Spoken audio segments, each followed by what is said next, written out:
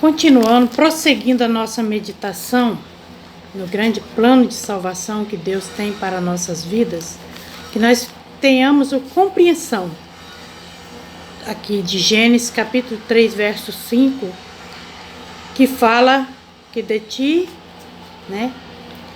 da mulher e da serpente, iria ter inimizade, que da mulher ia nascer aquele que iria pisar a cabeça da serpente e que a serpente iria ferir o teu calcanhar. Então, nós sabemos que Cristo não pôde ser ferido. Jesus, ele é santo e na sua santidade ele venceu todas as investidas do inimigo e retornou ao céu. Mas nós, o Israel do Senhor, estamos aqui na terra e nós somos corpo vivo. E sobre nós, Satanás tem o poder de ferir o calcanhar.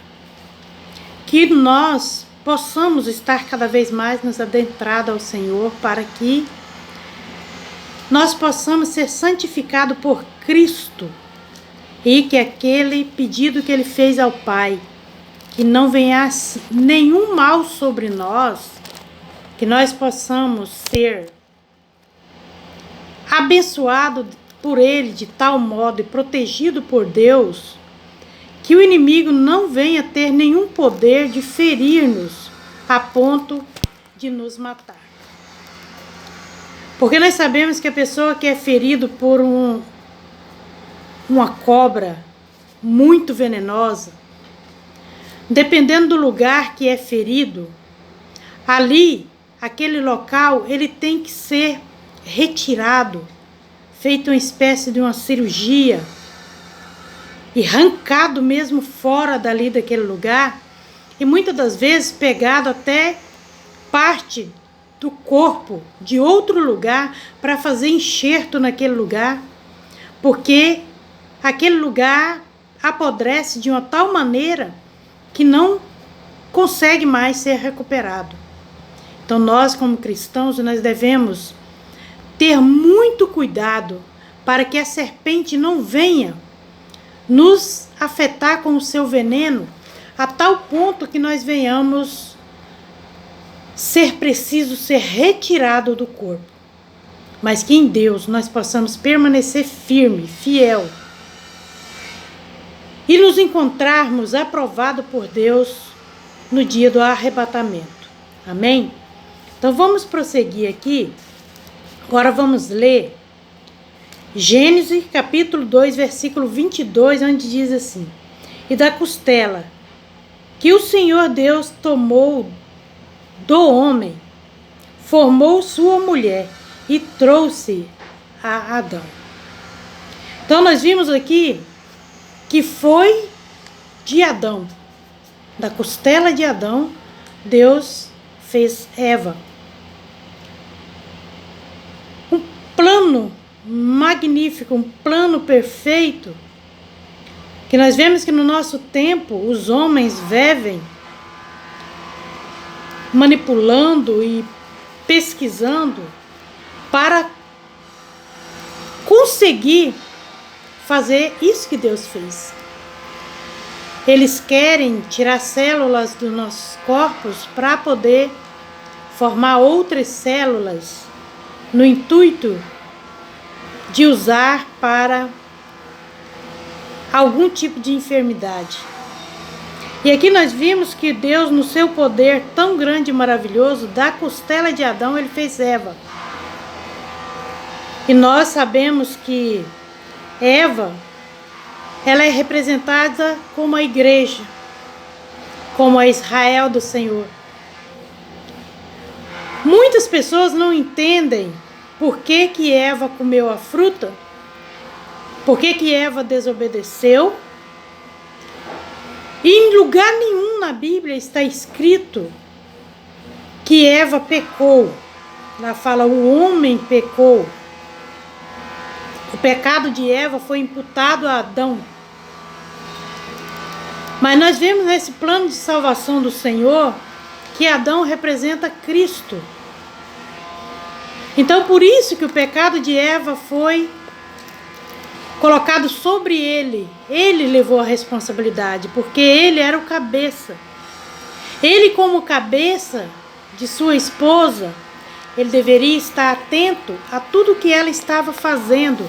E ele não deveria ter aceitado a comer, a compactuar daquele fruto, assim como Jesus veio aqui ao mundo e ele foi tentado até mesmo por Satanás várias vezes, não só no deserto, mas a gente vê que também com Pedro veio dizer para Jesus que não era para ele se compactuar do cálice que ele tinha vindo para concluir, e Jesus disse que era para ele, disse para Satanás: afasta-te para trás de mim, Satanás.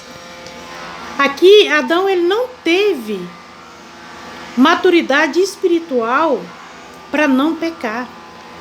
Se ele não tivesse pecado, ele poderia ter santificado a sua esposa, assim como Cristo santificou a tua igreja, o teu povo, como santificou a nós, que somos o Israel de Deus.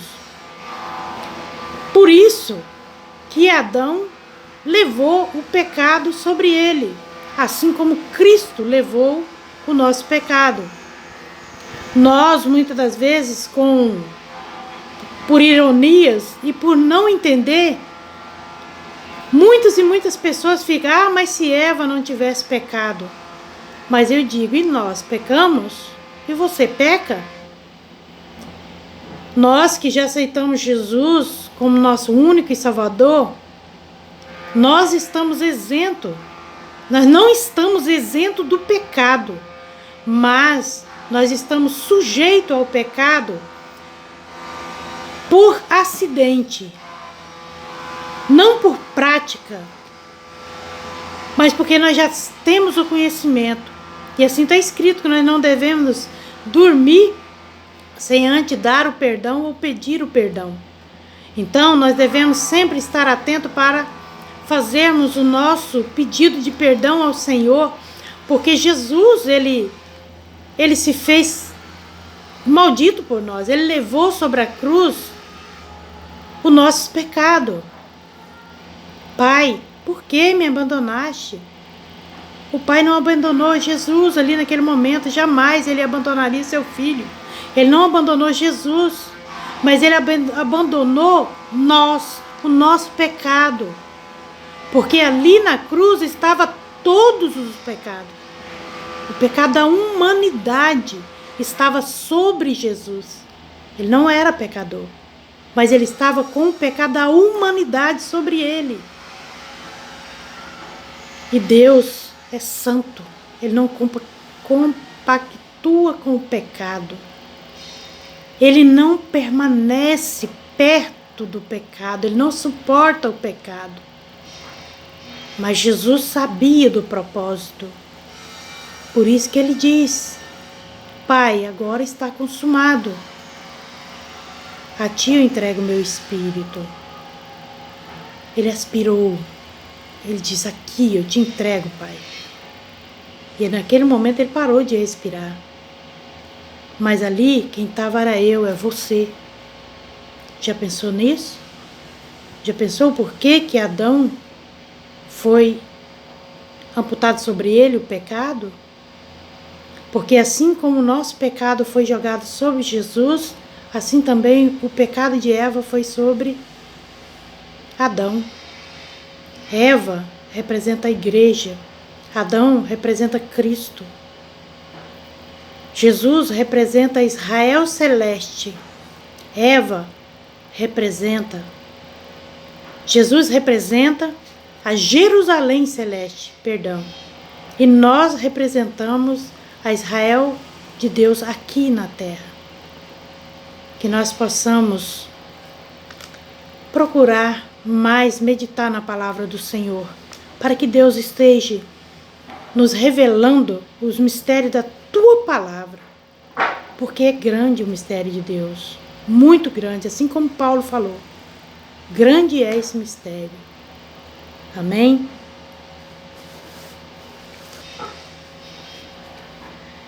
Em Efésios, capítulo 5, verso 33, diz assim: grande é este mistério, digo-o, porém, a respeito de Cristo e da igreja.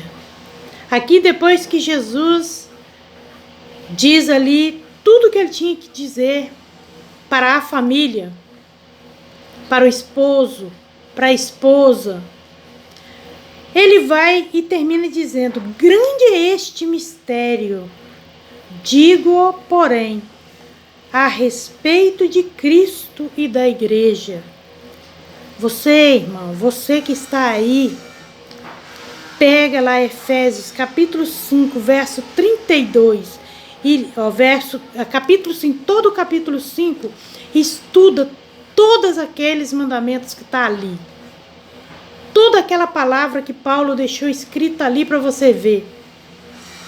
Aqui ele diz: grande é esse mistério, porém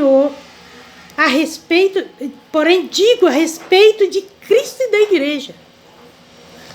Tudo que ele está dizendo ali para mim, para você, como pai, como mãe, como filho, como esposo, como servo, como funcionário, como amigo, ele está dizendo de Cristo e da igreja. Você lendo ali, você vai compreender o que Cristo quer da sua igreja.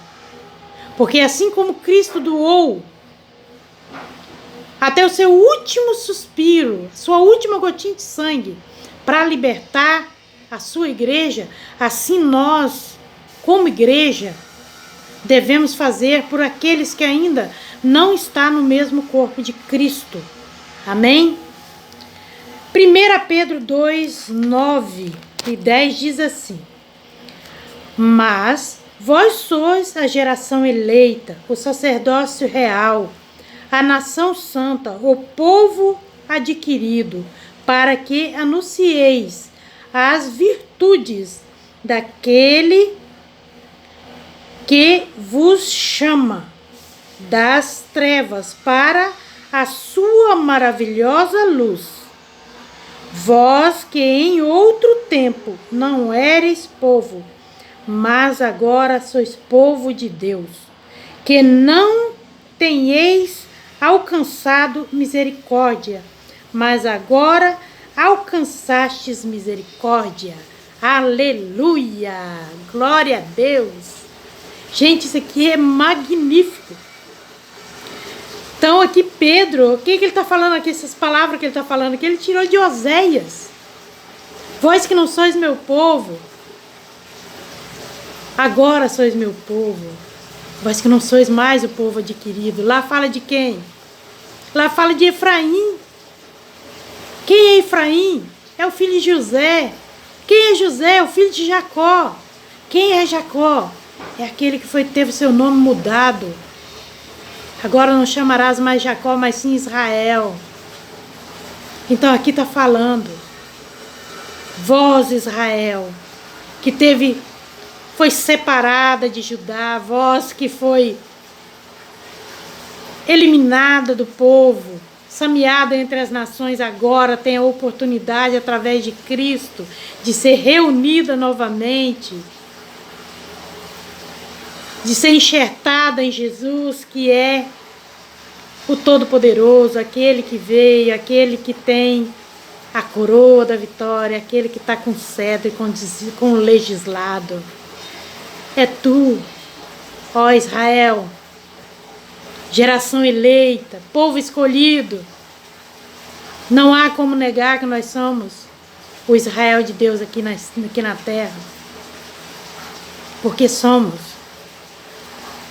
Então louvamos, glorificamos a Deus. Por isso que está escrito: não deixe de orar por Israel. Lembre do Israel de Deus em tuas orações, no teu dia a dia. Quem é o Israel de Deus? Somos eu, somos você, a todo momento que a gente deixar de orar um pelos outros, nós estamos deixando de orar pelo Israel do Senhor.